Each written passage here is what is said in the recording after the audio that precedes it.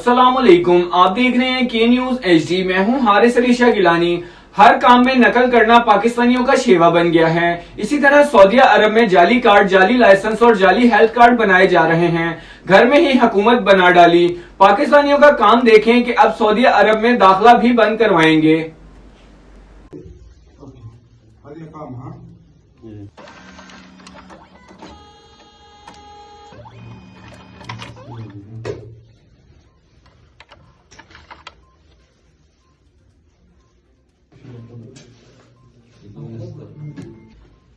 دوريات الشرطة بمدينة الرياض تضبط معمل للتزوير بحي منفوحة يحتوي على عدد كبير من الإقامات ورخص السير وشهادات صحية وبطاقات تأمين طبي وأيضا أجهزة طباعة ولواصق للسمات الأمنية.